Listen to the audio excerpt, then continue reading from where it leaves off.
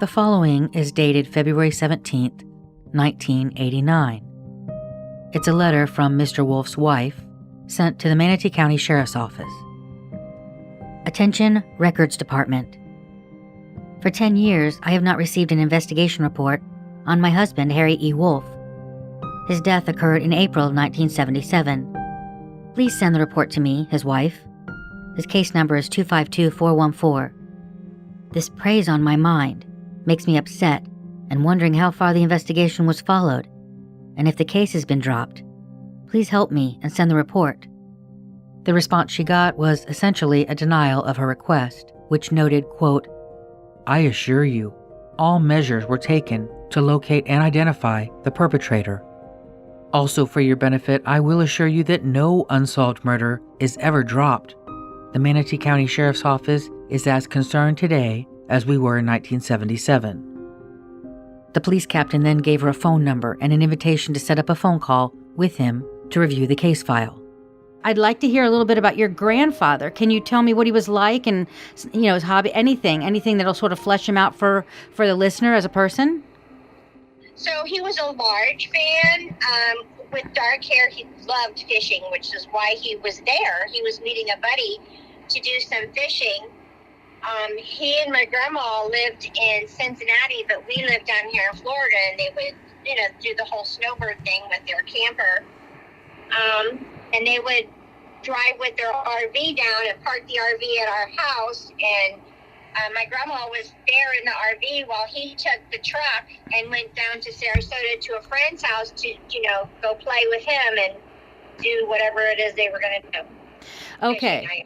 So she didn't go with him on these trips? It was just him when No. he... Okay. Yeah, she stayed to visit with her daughter, my mother. I see. So that was another one of these trips. They weren't living regularly in Florida at this time yet? Correct. Okay, that didn't really shine through in the report. I wasn't aware. I wasn't sure if... So that makes a little bit more sense. So they would travel down like snowbirds, and living in Florida, I get that because we have them all around us. So they'd travel down in the RV, and then he'd take the truck, and he'd go off and do his fishing or whatever with his buddies, and she'd stay and visit and with family, and then he would come back. So do you know who specifically he was visiting on that trip? I do not remember. I was only 7. Do you know what family lived in that area? It was one of his friends, and I don't remember if it was a golfing trip or a fishing trip, but I'm going to assume that it was probably fishing. He was an avid fisherman.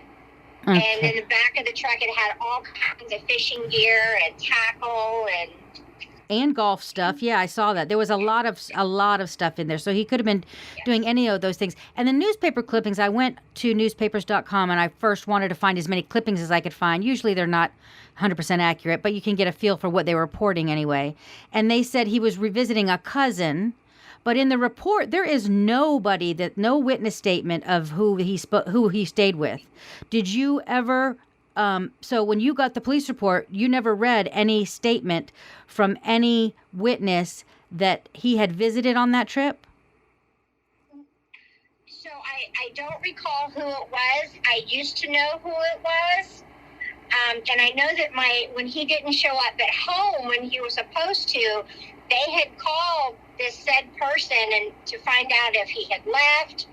And I cannot remember if he had left and was on his way home or if he never even made it there. Because that's the one thing that stood out to me is even in the later years, in the notes from the people that were like in the cold case team reinvestigating it, they they jot down their questions and they didn't even know who it was that. They didn't have any notes at all at who he was visiting.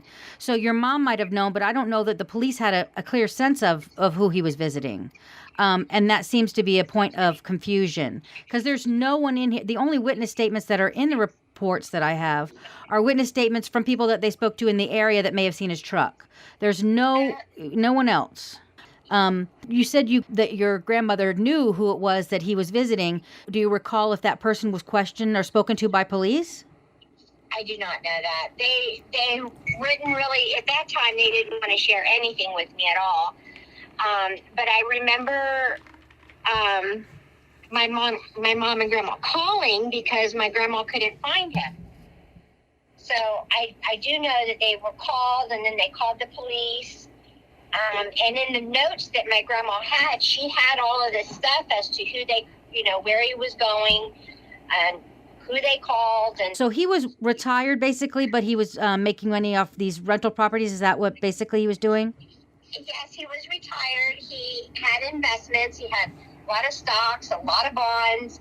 I think back in those days, he would have been considered wealthy. Okay. From what I remember, I remember great things about him, but from my mom, she says he was kind of like a slumlord type of guy. They had a lot of investment and rental property, and I guess he didn't take the best care of everything. You asked me about a diary. He did not have a diary, but he had a ledger. I don't have the ledger. So, and I'm guessing this was his rental property stuff. I see. Okay. And that sort of explains those deeds and the warranty deeds and stuff, the documentation that was in the truck that sort of seemed out of place until you know that he had properties. That makes sense now. There was one incident that I wanted to ask you about that was 4 months before, though, that it was in December of 1976. Your grandmother had called Florida Highway Patrol for them to go look for him because he had not arrived yet. Basically the same situation that would end up happening 4 months later when he was found deceased. But she called and asked Florida Highway Patrol basically for a welfare check and told them, let me see if I've got that. Okay, so it says that Florida Highway Patrol had received a call from Mrs. Wolfe in Seminole, Florida, requesting Florida Highway Patrol to check for her husband and said that he had a heart condition and he had not yet arrived at his destination. So this is in December of 1976. His truck was found parked at a rest area, but he wasn't in it. It was on the Manatee side of the Sunshine Skyway, so it was like a rest area close to when you are on the Manatee side, you're about to go over the bridge. And he was in a car parked next to his car with a woman. And they took the tag numbers, but that information is not fully fleshed out in this report. So there's no indication of who the woman was, if it was someone that Mr. Wolfe knew, or if, it doesn't mention anything. I did send to Florida Highway Patrol to try to see if I can get that record from 1976. I don't know if they'll have it, but I was wondering if you knew anything about that particular report. I don't know anything about it. And my grandma, we were in Tampa at the time, not in Seminole. Well, it says Harry Wolfe, who was en route, according to what the FHP was told, en route to Bradenton from Seminole. That information was never given to your mother or grandmother? I don't know. I did never hear of that. I do have an aunt who was married to my mother's brother, but it was not my grandfather's child. And she is still alive. She might know more about it or remember more about it, but I don't remember anything about that. And I wonder if when they gave your mom the reports, they just didn't put that in there. Because it's in the full, I got it's only 174 pages that I got. It's not, by report standards, that's very small. My last one was like 1,000 something. So, that tells you they didn't have much. Well, when we were there, the guy was a little bit, in my opinion, uncooperative, and he was looking at me like, well, why do you want to know? And I'm like, well, he was my grandpa, and I'm here to support my mom. Right. And he was like, oh, I said, what happened to the evidence that you had taken from the truck? Because, wow, DNA does so much now. Oh, that's way gone. And I said, well, what about the file? And he's like, oh, we had a fire, and yeah, that's gone too. So he basically told us that we had more information about the case and paperwork on it than he had. So basically, this was a regular trip that he made often whenever they visited. And how often did they do that? Once a year come down? Or how often did they come and stay with family and then he take off for his trip? Well, I don't remember them really staying with us more than that one particular time, or maybe one other time before that. But my mom had a brother who my grandmother would want to go see. So sometimes maybe they went to go see them necessarily and not us. In Florida also? Yes. Now, they lived in, I think, Seminole. Okay. Yeah, somewhere over there. Okay, so that makes sense. And there were those two trips in 4 months at one in December and one in April. So maybe in one of those times they were visiting you, and another time they were visiting the family in Seminole. Maybe, but I don't see him coming from Ohio, and I don't even remember what month this occurred. So April is the month that he was murdered, April. right? And then December is the one where the Florida Highway Patrol had come across his vehicle, where he was. Yeah, maybe they were visiting my aunt and uncle in Seminole 4 months prior. Okay, so if they were retired, they could have traveled however often, I guess, Yes. if they were driving around. And they toted that little RV. And it was one of the ones that you could hook up to the hitch of the truck and then just, drop it off and let the RV stay there and still drive away. Okay. Do you know if he would be the type of person that would pick up a hitchhiker? That I'm not sure, because that was kind of something popular to do. Back then, yeah. Yeah. Now I would say absolutely not. But right. Back then, I don't know. And that was the reason why his, to me, was one I wanted to look at, is in comparison to the other cases, because it was someone who hitched a ride that ended up being the perpetrator. And I thought, well, if this is a serial offender in the same date range, it could have been the same situation. Even if he had a bike, I thought, well, maybe the guy could have said, could you give me a ride to the Albertsons? And he said, pop your bike in the back, or he didn't even have to have his bike in that scenario. He could have just asked for a ride. But I don't know. It's hard to tell with the incident that happened 4 months prior, where he knew a woman and that he was meeting. It's a possible in what you know about him, that it could have been he had a girlfriend or something that he was visiting. I don't think so. I don't really know, because that's not something that somebody at my age would have known at that time. Right. Back then, people were different. They were very hush hush, especially if you had any money. Yeah. Certainly tell anything to anybody. Right. You don't talk about your finances, and you don't talk about personal things. So everything was very secretive. The following exchange is a series of emails back and forth between Harry Wolfe's daughter and Lieutenant Keith Keogh of the Manatee County Sheriff's Office. May 7th, 2002. Dear Elaine, I have completed the review of the file. Based on this review, I have compiled a number of things that need to be done. Unfortunately, the case file was limited, and it will mean that a great deal of time will be spent reformulating it. As I explained to you, this will be a time-consuming endeavor. I promise that every effort will be made to conclude this case positively. I am in the process of contacting those police officials that worked on the case originally. The crime scene technician, oddly enough, is now a detective here. I'll keep you updated. Keith Keogh. May 8th, 2002. Mr. Keogh, thank you for your update. I wonder why the file is so fragmented. Is there information missing? I'm still trying to locate the journal that I spoke to you about. However, this might take some time, as many items have been moved to a storage area. I'm doubtful that this journal will help, as it was shown to the detective, and I believe, if my memory serves me correctly, he dismissed it. Of course, I will continue trying to locate it. I understand the time element being a premium for you, and appreciate all that you are doing. I can't deny that I'm hoping for a priority status on my father's file, but realistically, I know that you will try your best. Sincerely, Elaine. May 19th, 2002. Mr. Keogh, I was wondering about the fingerprint. At the time, I was told that it was a partial, but good enough to match if they found a suspect. I hope this wasn't said to me in error. Do you have any information on this issue? Thank you, Elaine. May 30th, 2002. Dear Elaine, I am making progress in reconstructing the file. I spoke yesterday with Bud Johnson, who's the crime scene technician. His information was helpful. He also referred me to others that may have information. I've also requested a report from our fingerprint people on the prints lifted in this case.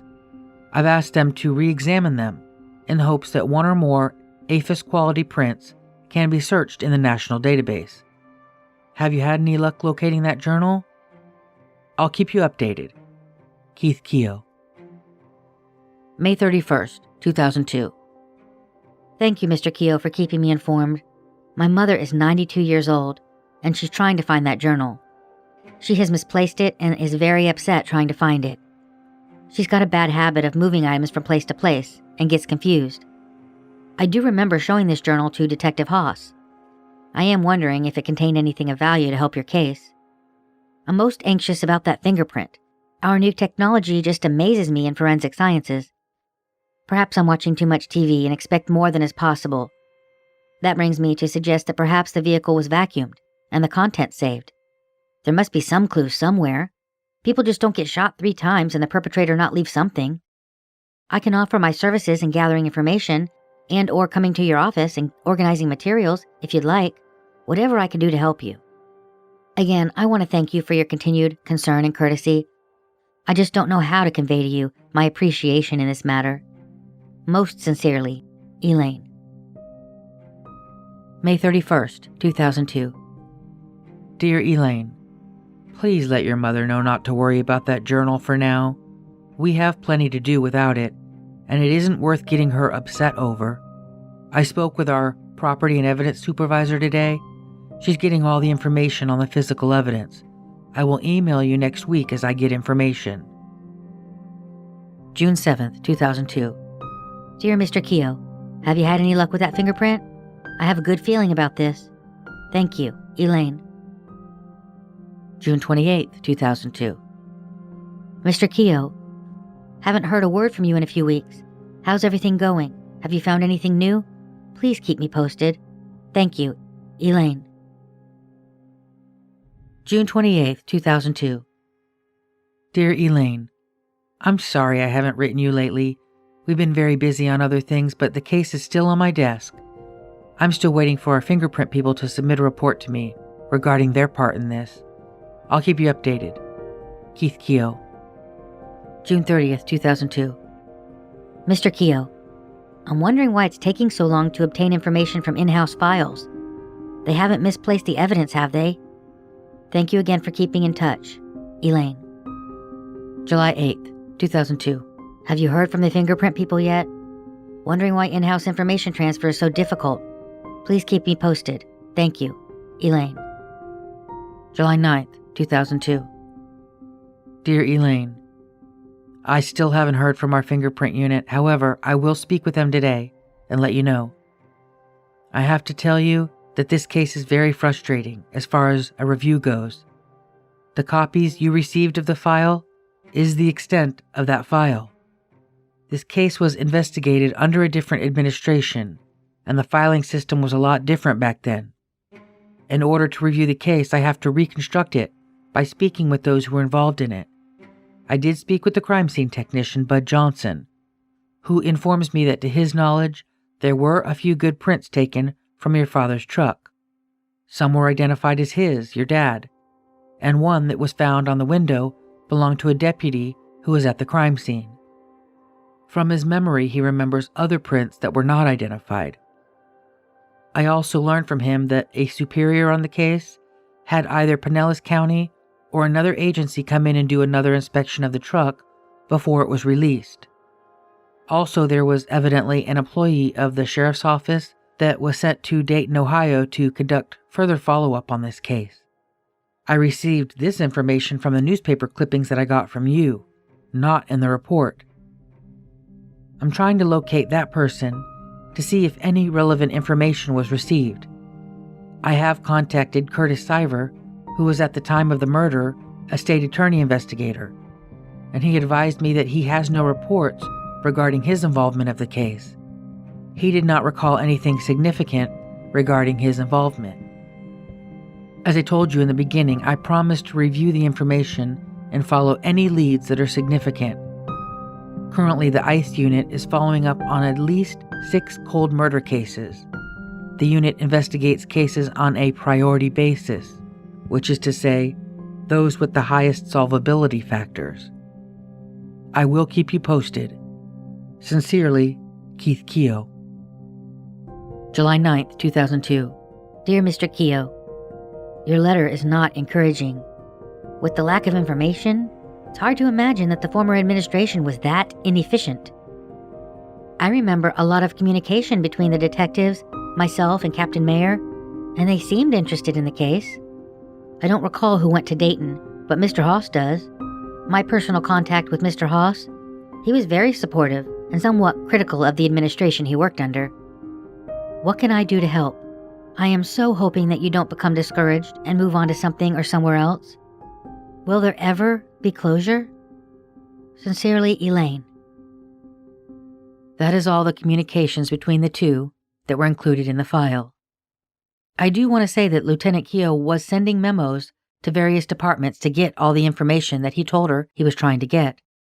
The documentation from him contacting those departments is in the report. Within this portion of the report is a technical services report, which noted that photos were taken of the rear camper portion of the pickup, and a list of those items was included. This is one of the elements that I was most interested in, but the photos were not included in my file. My question, related to the Kingfish case, would have been whether it appeared that a bike could have been put into the back of that camper, based on the available space. I don't have any indication either way in that regard. I don't have the pictures to look at. I'll give you an idea of what was in the back of that camper truck, though. The list is long, and it includes the following: at least 15 fishing rods, tackle boxes, a metal detector, tire tool, gallon jug of antifreeze, 3 extension cords, stoplights, an automatic stabilization control system, an automatic pancaker, foam cushions, 2 straw hats, one that was a man's and one that was a woman's, miscellaneous tools, an electric drill, a stepladder, miscellaneous pieces of wood, a stool, an air filter, some clothing, another magnetic truck antenna, a drain hose, boat cushions, 3 pillows, 3 coats, 3 tennis rackets, and a badminton racket, 2 sets of golf clubs, 2 golf bags, approximately 43 golf balls in a bag, assorted tees, caps, gloves, a push golf cart, a battery charger, 2 thermos bottles and a sandwich box, rubber worms, assorted paperwork, boat wax, a road atlas, a case of ever-ready industrial batteries, some medications, a box of miscellaneous motor oils and car waxes, jumper cables, multiple boxes of hand and gardening tools and electrical supplies, a box with batteries, flash cubes, and playing cards, a spare tire and rim, 4 buckets, 2 of which were minnow and bait buckets, 3.5 cartons of Pall Mall cigarettes, a floor jack, a styrofoam cooler, miscellaneous camping equipment, a fire extinguisher, and a box of personal paperwork. That's a lot of stuff. A lot of stuff that indicates he could have been doing outdoor activities. I'm not sure whether a bike would have fit back there or not. In the instance, let's say, for example, if Mr. Wolfe agreed to give a stranger a ride to the Albertsons parking lot. There were items found on the floor in the passenger side as well, and those might be important. 2 bottles of his medications, a pair of brown golf shoes with spikes, a golf hat, a receipt for a construction loan dated March of 1977, a service invoice from Fort Myers Trailer Supplies, a bank envelope with blank checks and other bank paperwork, deposit slips and various receipts, a real estate brochure from Tampa, a box of fishing weights and swivels, a brown bag containing trash, a clear envelope containing various books on operations of a 1972 pickup truck, and miscellaneous car papers, a Zippo lighter, miscellaneous business cards, and an envelope containing miscellaneous road maps and camping information. A couple things I got out of that. The golf shoes and hat on the floor seemed to support the notion that he may have been golfing that day.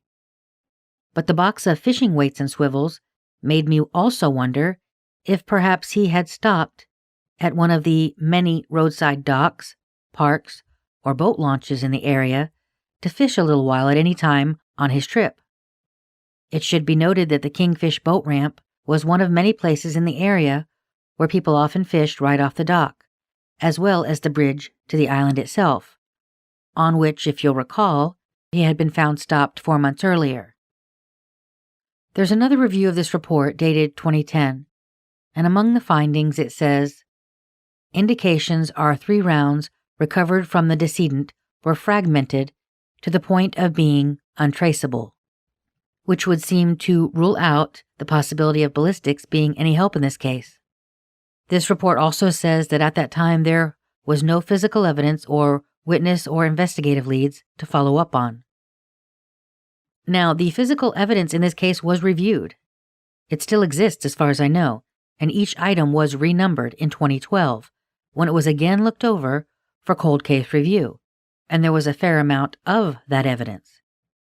At the very end of the report that I was furnished was a letter from the FBI lab in Quantico, Virginia. In part, that letter stated, quote, in May of 2013, the FBI upgraded its automated fingerprint database to Next Generation Identification, or NGI. Based on improved search algorithm accuracy and increased database functionality associated with NGI, the LPU launched an initiative to search all latent prints affiliated with capital cases previously worked by the FBI's LPU prior to any automated fingerprint database. As a result of this initiative, an examiner has identified 1 or more previously unidentified latent prints detected on evidence in the following cases in your jurisdiction. Victim name, Harry Wolfe. The letter went on to give 2 names, 1 male and 1 female, whose prints were detected, one on an owner's manual in the vehicle, the other on an intercom booklet. The report is no more specific than that, meaning an owner's manual for what, the vehicle, or an item found within the vehicle, or just a random owner's manual. And the intercom booklet, I'm not even sure what that intercom refers to. But the letter noted that the information was being provided as an investigative lead, and said if they would like a formal comparison and lab report concerning that fingerprint evidence, they could call the forensic examiner in the latent print unit. A letter attached to this FBI memo from the cold case review team to the Manatee County Sheriff Captain said that the fingerprint of the male was related to an Alfonso Zamora, who had an extensive criminal history in the state of Texas, but that they were unable to place him in the state of Florida. The second print associated to the female said that the FBI had her red flagged as possibly former law enforcement. I guess it should be noted that that owner's manual, if it related to the vehicle, which was a 1972 truck in 1977, could have been touched by any number of people when the truck was at the factory, or wherever it is that they produce those books before they're put in the vehicles at the factory. We don't have any indication that anything, for example, in the glove box where an owner's manual for the vehicle might be or anywhere else, was touched with bloody fingerprints certainly, so I'm not even sure what these fingerprints can tell us. This letter, though, also mentioned the victim's front pant pocket having been turned out, and that the detective had spoken with the DNA lab about the possibility of using the MVAC technology. The lab was supposed to supply them with information related to that, case studies, and pricing, quote, if you decide to use it. There was no further indication in this report as to whether that testing, or any DNA testing, was ever done in this case. Given that police seemed to feel the shooting occurred inside the cab of that truck, while the perpetrator was sitting next to the victim, I think it's possible that there were other areas on the victim's clothing that could have been touched by the perpetrator. Picture the scene for a minute. If you're sitting in the passenger seat, and you're shooting someone in the driver's seat, and we know that person fell over to the right toward the passenger side, perhaps they fell literally onto the perpetrator. I can envision a scenario where the victim's right shoulder and upper body could have been touched by the perpetrator to push him off or away from him as he got out of the vehicle. Then there are those vehicle keys, which we know the perpetrator most certainly touched because they were found discarded outside the vehicle. He may have used those keys to lock both doors before he tossed them on the ground and left the scene, given that there was blood on the outside of both doors around the handle. The perpetrator with bloodied hands seemingly would not have had any other reason to go around to the driver's side to touch that door, and it's unlikely that Mr. Wolfe himself tossed those keys outside the vehicle. Why the perpetrator grabbed the keys in the first place is an interesting question, when he could have just pushed down the button locks before exiting the cab. Perhaps it was an effort to keep Mr. Wolfe from being able to turn on the ignition, if he knew that Mr. Wolfe was not quite dead yet. Or maybe he thought it would turn off that dome light that the police found broken. And speaking of keys, there's also a set of keys in play that was discarded outside the Michelsons' home, the key on the elephant keychain. In both of these cases, in Harry Wolfe's and the Michelsons', there is a set of keys that we can reasonably surmise were last touched by the perpetrators of their respective crimes.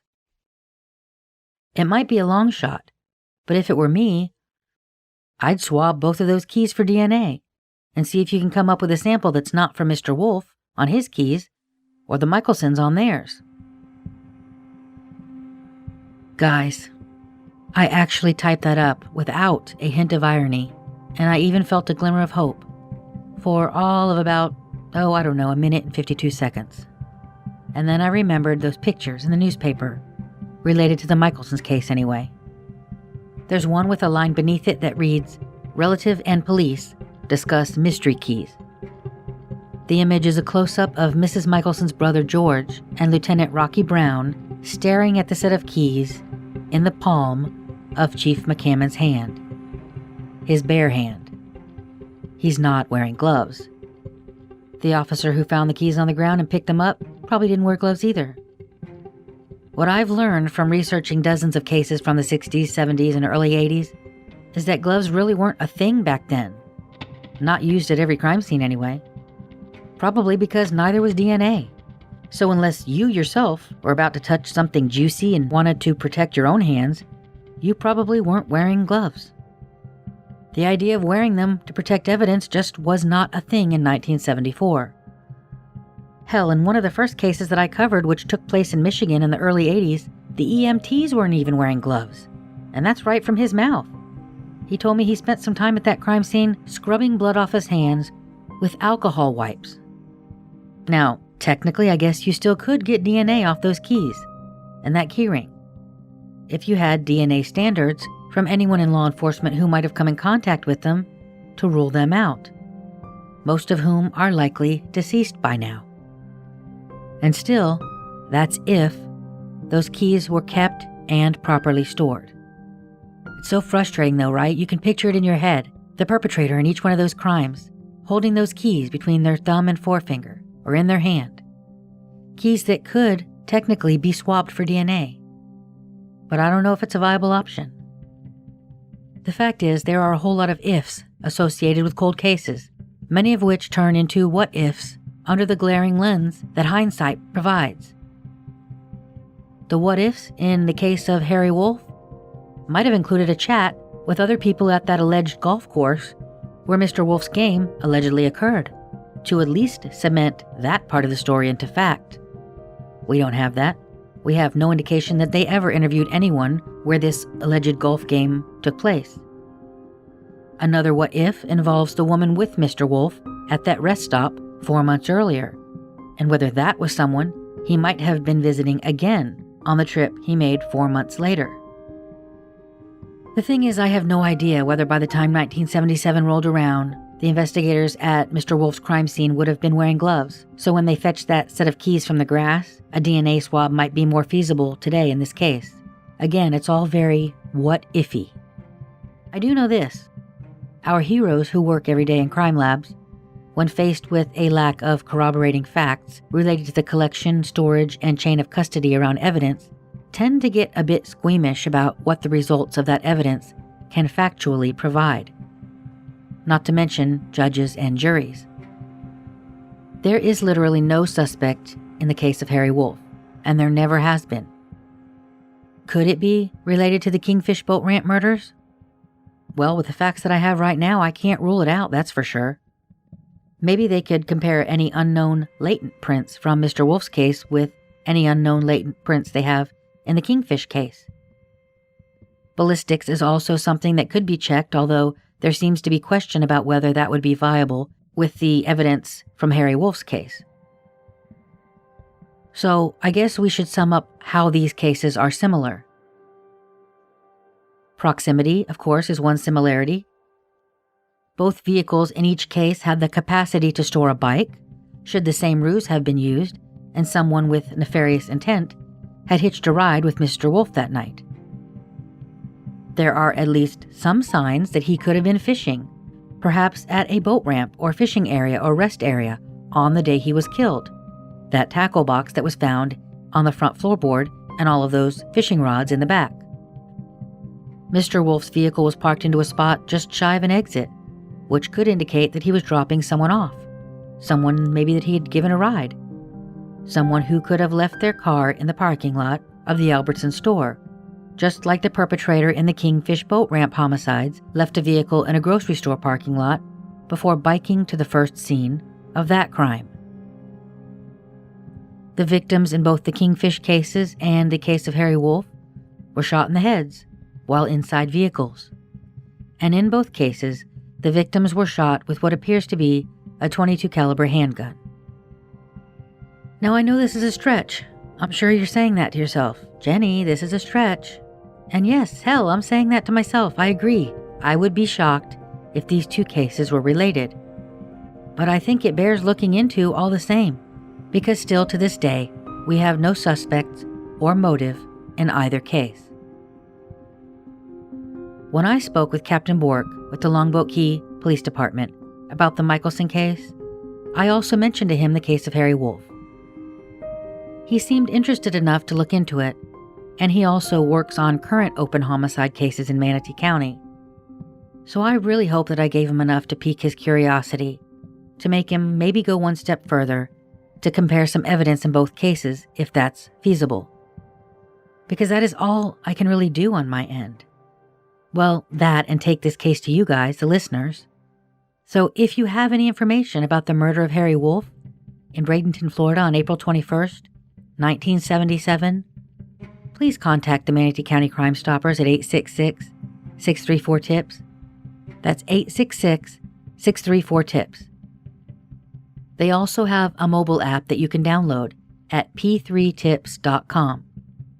And as always, you can reach out to me with any questions, concerns, or tips at deckerjenny@gmail.com.